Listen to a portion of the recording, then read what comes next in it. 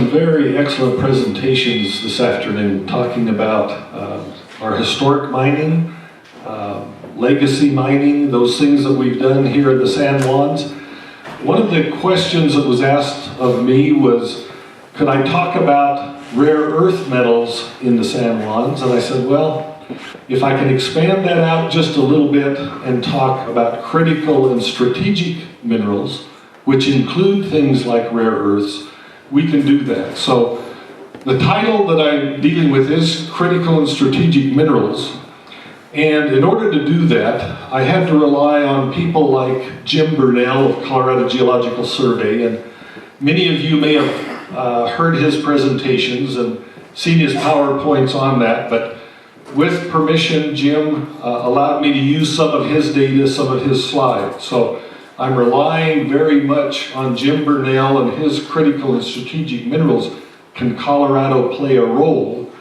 And then a couple of years ago, Todd Hennis gave a presentation in Silverton on San Juan County's future and its critical importance to the U.S. So I relied on some of that data also to look at. So going to our historic minerals that we've been talking about, we talk about, of course, gold, silver, lead, copper, and zinc. We may have mentioned moly along the way. I need to include that in some of the historic. Also, we talked a little bit about uranium and vanadium. That's some of the historic minerals that we've dealt with. And then these days, or even back at that time, sometimes there were byproducts that were created or other minerals that were a part of it that became important to the operators. Things like antimony and fluorspar, magnesium, manganese, and tungsten. And those were minerals that were recovered also. But then due to advanced technology, the demands we're getting these days, we're looking at other minerals such as indium and gallium, germanium, tantalum, tellurium, the platinum group minerals, rare earths, and others. So in looking at the future of mining, looking at what's been done in the past, but what are we going to do now, what are we going to do in the future, we need to expand out and understand a little bit more about these other elements that exist in the San Juans. Now, I know this is really busy. There's a lot of data on it. This is one of Jim Burnell's slides that I'm using, but look under like the electrical, the minerals that are included in the electronics industry. Or we start talking alternative energy. Or we talk about defense and aerospace. A lot of the minerals that we see here are minerals that we've mined in the past, but they're part of all of those new ones that we're talking about too. Things that are now becoming more important to us.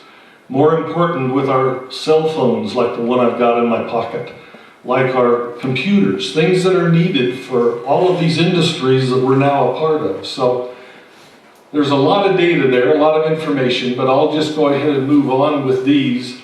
And let's start talking about alternative energy products that are required, a metal such as gallium. And that's used for LEDs, for our cell phones, for the photovoltaic systems. So gallium is becoming an important mineral to be considering. The mineral germanium.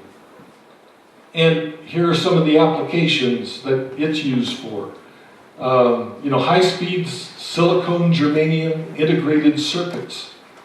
And it's even used in plastics. A lot of various uses right there. And then another one is indium.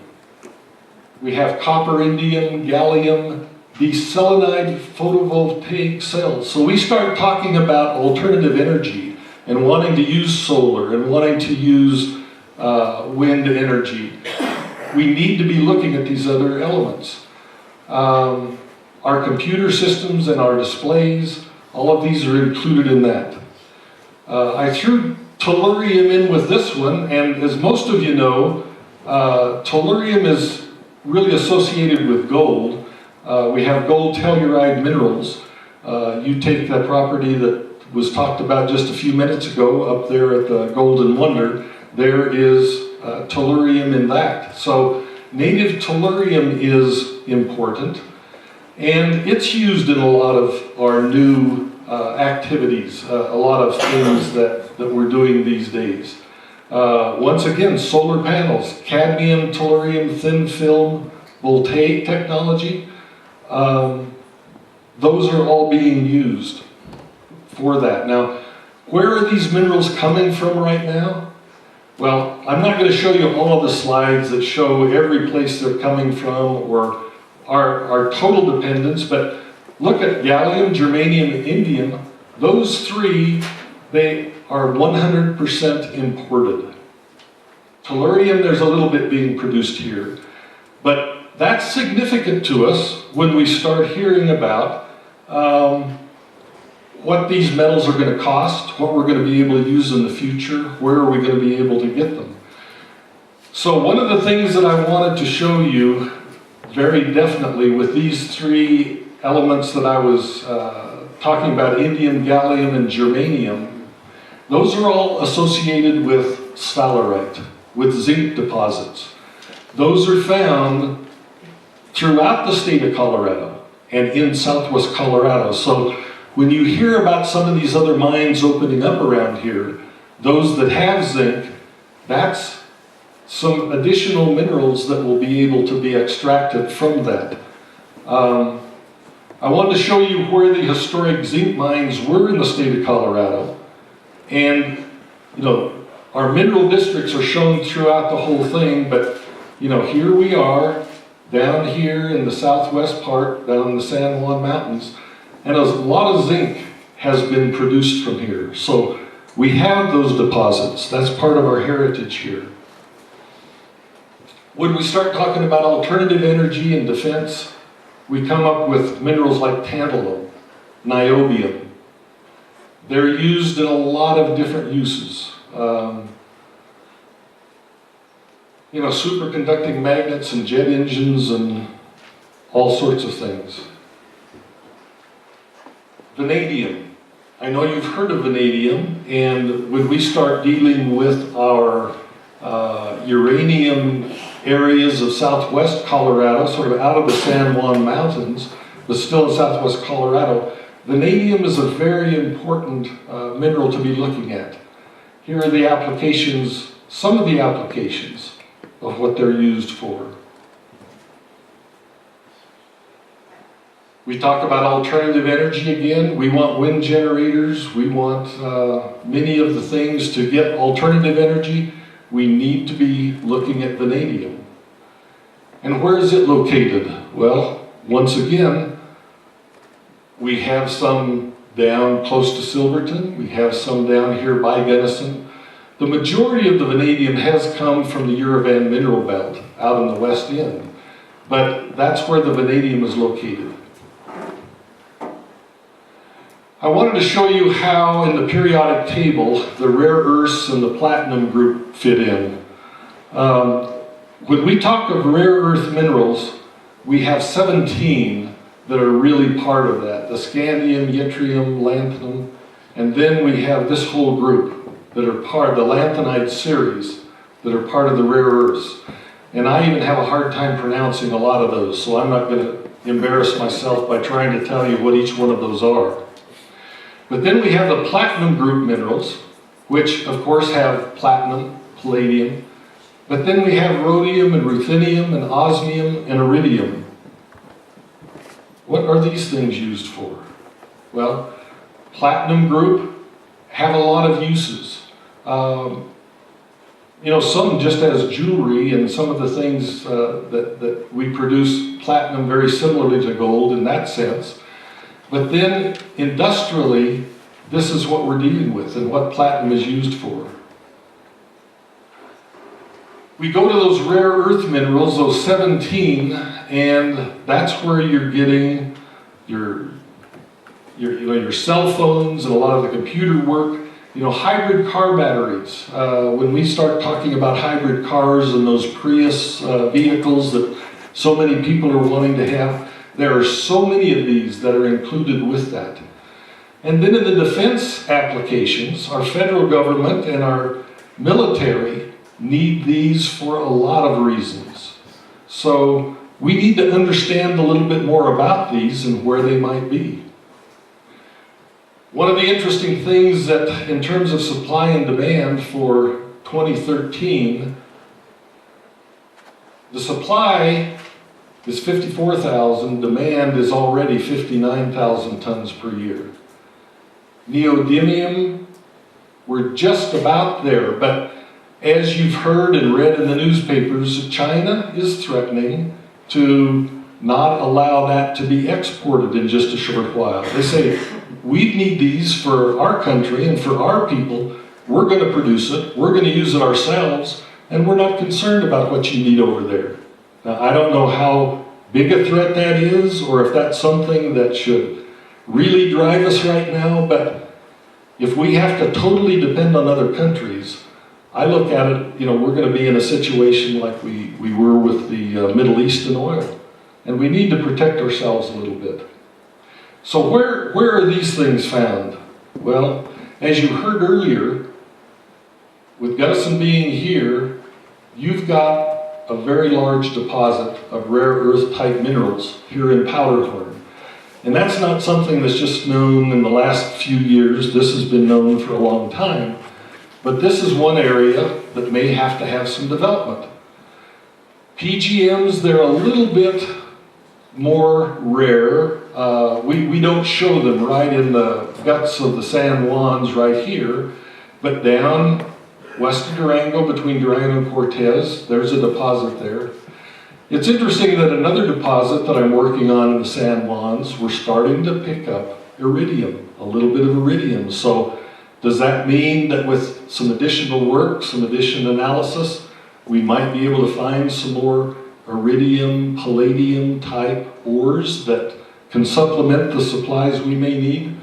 That's one of the things I hope to be working on. Here's this Powderhorn deposit, which is the largest known resource of titanium and niobium in the US. So it is a huge deposit. A lot of studies have been done on it, and a lot is known on it. We'll have to see how the economics work, if that's able to be put into production.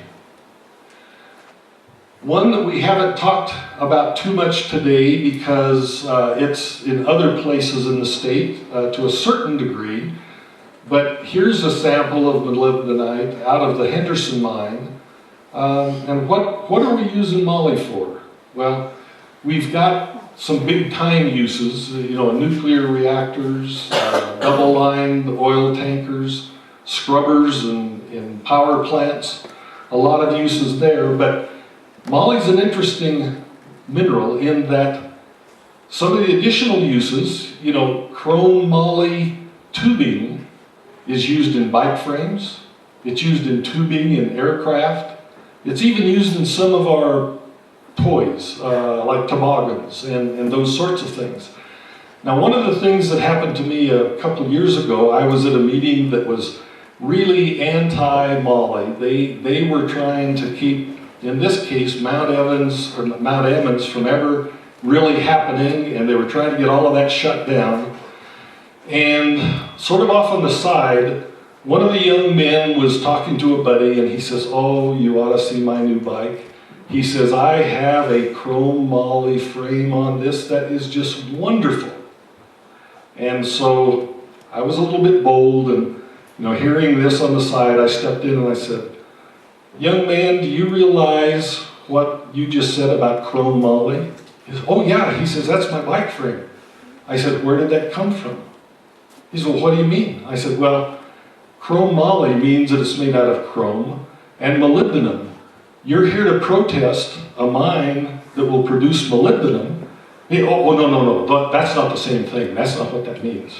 And I said, "Well, sorry, sir, but you're using a product that has to be mined. And so we need to expand our thinking just a little bit in terms of what we can use." So this shows us once again where the moly is located. We've got Henderson, Climax, the infamous Mount Emmons will that ever be developed? I don't know. Then we've got a good-sized deposit down in Rico also. But Colorado and the U.S. are net exporters of moly. This is one mineral that we have that's being needed by industry. It's being needed by the toys and the things that we have that we can be producing here and need to keep producing. So we need to work together on this a little bit. So just in summary, you know, with the developing countries that we're having, they're trying to provide their people with the minerals that are needed for them to grow.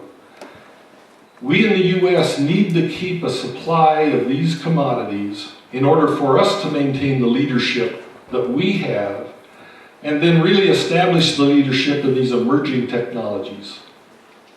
Well, we know we've got deposits of critical and strategic minerals with us in these historic mining districts. So you and I do need to work together very closely in trying to develop these, develop them with environment on our mind, with doing... Well, I didn't think I was...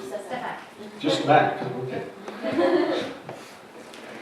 I'm just hoping that we can continue the type of dialogues that we have here so that when an operation is being proposed or a company is wanting to come in and work on a given project, that we work together on that and we lay it out the way it's been discussed today so that we do have clean water and clean air. But, you know, locally we need these jobs. We need the resources and we need to just work with each other to be able to develop those. So, thank you.